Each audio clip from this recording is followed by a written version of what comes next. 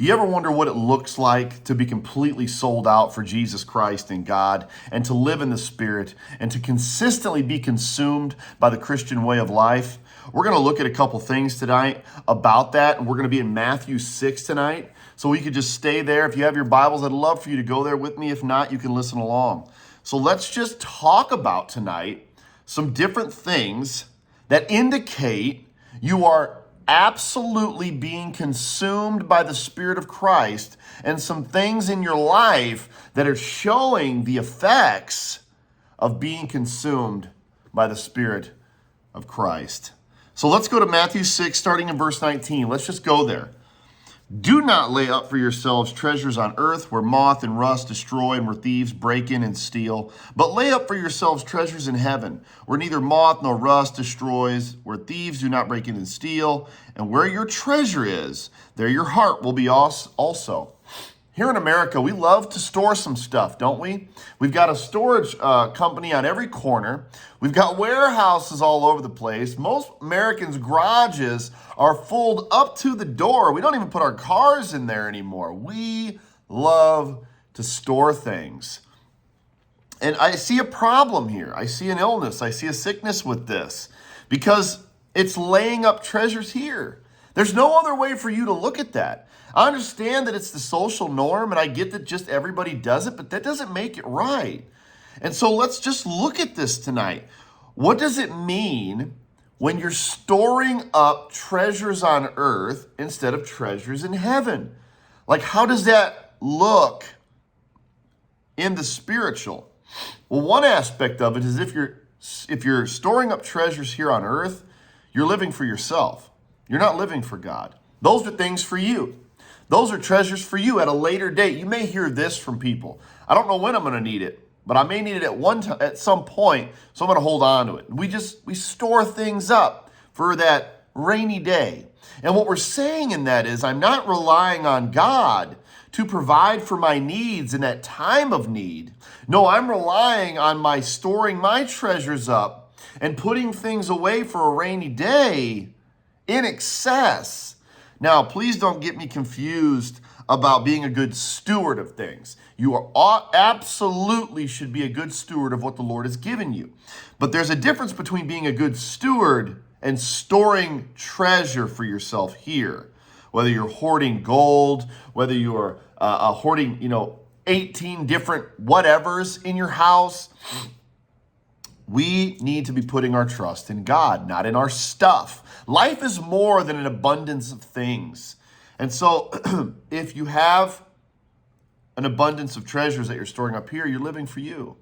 But if you're storing your treasures in heaven, like it says in the passage, where they are safe and secure, and no one's going to get to them, and no amount of decay is going to touch them, they're going to be just fine. Now, how do you store up for yourself treasures in heaven? Well, you do the will of God.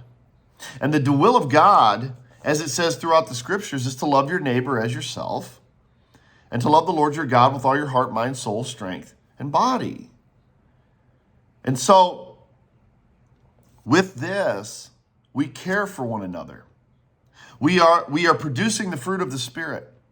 Anything that you do for Christ here is going to produce a reward there. That's how you store up treasures in heaven. You do the work of Christ because Christ and God and the Spirit see you, and they store your rewards up in heaven. That is putting your treasure in heaven. Instead of doing things all the time for you over in abundance and not thinking about anybody else, it's a selfish way of living. When you store up treasures for yourself, you're not thinking about anybody else. Everybody knows the passage of the rich man that builds the bigger barns. He tears down the small ones to build bigger ones. Essentially, that's what he's doing. He's storing his treasures here on earth. And he's not taking care of his neighbors. He's not looking to the least fortunate. He's doing it however he wants, and his soul's required of him. Then he doesn't get to use any of it because life is so unpredictable. So, one way to be sold out for Christ and to live every day as a Christian is to store your treasures up in heaven. So let's move on to the next. Let's go to verse 22 here. The lamp of the body is the eyes. If therefore your eye is good, your whole body will be full of light. But if your eye is bad, your whole body will be full of darkness. If the light that is in you is darkness, how great is that darkness? So, here's the next point that I want to make about living a sold out life for Christ, living a holy life, a pure life. It's what you look at. It's what you're consuming through these. And with all of these things readily available for us today in a wicked place, it is so imperative that we guard our eyes. It's almost like we need those things that they have on horses that blind them. They're focused on exactly what their body is looking at, what their face is looking at. They can't look around and get stirred up if they're next to traffic or something. And so to keep your eyes pure is to keep your body pure.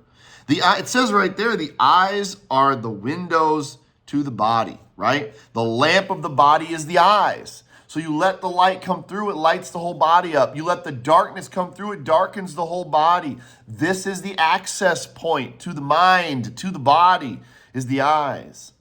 And as someone that's dealt with and struggled with pornography for such a long time, I can tell you that the effects of darkness from staring at that stuff, from looking and consuming those things, or violent video games, or sexual explicit movies, or anything like that, movies, video games, pornography, social media. You know, we all are a part of a culture that scrolls, sitting on the toilet, laying on the couch, in your car, at the office, doesn't matter. We are constantly consuming. We're a consuming culture. That's what we do. We consume.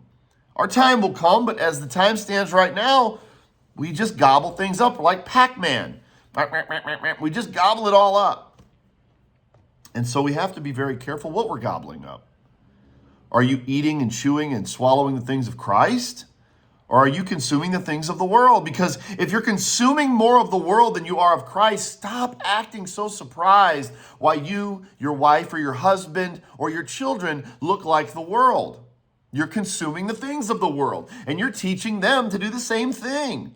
So don't look so surprised if you don't read your Bible, if you don't spend time in prayer, if you don't do these things that would feed your soul the good things, and it would light your body up, and you would look more like Christ if you were in his word more and you knew what he expected of you. A lot of Christians or so-called Christians don't even know what's expected of them because they don't want to read. And this stems from a bad doctrine and a bad evangelical practice of getting people to the altar, leading them in a prayer, baptizing them, and then no discipling happens at all. So they think, I'm good. I did this thing. I've checked the block. I've got my punch card out of hell, put it in my pocket. I'm good. And they have no idea what's required of them. Half of them don't even know the Jesus that they just pledged their life to.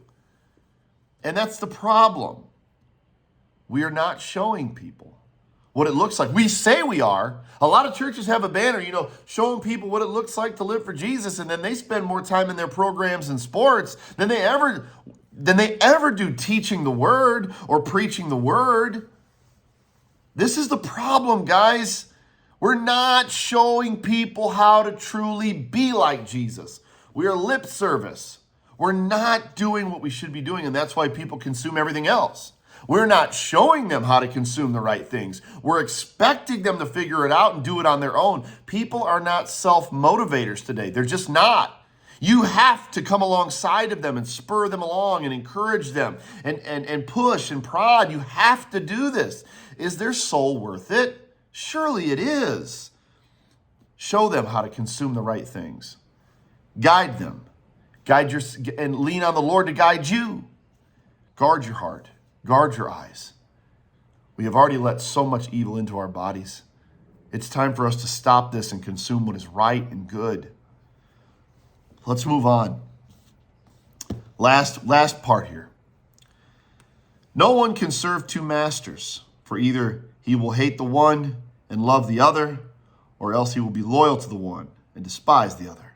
You cannot serve both God. You cannot serve God and mammon or money. And so here again, in our culture of consumers, because we consume so much, there's such a high pronunciation on money because you can't consume without money. And so it's hand in hand, consumer culture, money culture.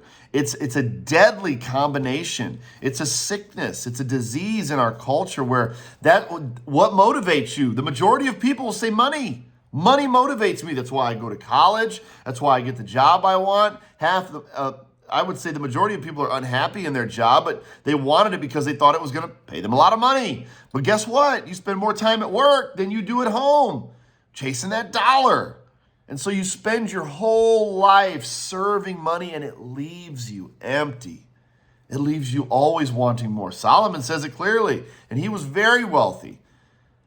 The one that chases money will never be satisfied. Never. It doesn't matter how much you get. 1 million, 1 billion, 1 trillion, you'll never have enough. And the more money you get, the harder it is to hold on to. The more people are scrapping at the door to get their slice of what you just got. That's why Christ says, all you who are weary and thirsty, come unto me. For my yoke is easy and my burden is light. And you will find rest for your soul. You will not want more of anything else once you have Christ. I can't even explain it to you. It's so wonderful. It's so amazing that once you drink of Christ, once you consume Christ, you don't worry about things.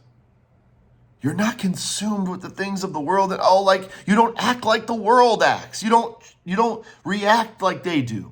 You're not fearful about all the stuff that's going on in the world. You hear about it all the time. For goodness sakes, now we're talking about aliens. So you're not worried about this because you serve the King. You serve and you do what you're supposed to do. Guys, be consumed for Christ. Be consumed for the Christian way of life. Go all in with that. And watch how it changes your life. Watch how He consumes you and fills you with joy and fills you with love that you've been chasing for so long and finding it in so many empty vessels.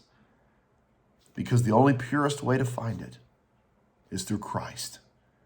Guys, stop going to manufactured messiahs, and stop going to false messiahs, and stop being lied to about what something is going to give you and make you feel awesome, and it always leaves you wanting. Christ is the answer. The only answer. Jesus is the way and the truth and the life. No one comes to the Father except through Him. May the Lord bless you in all that you do. I love you.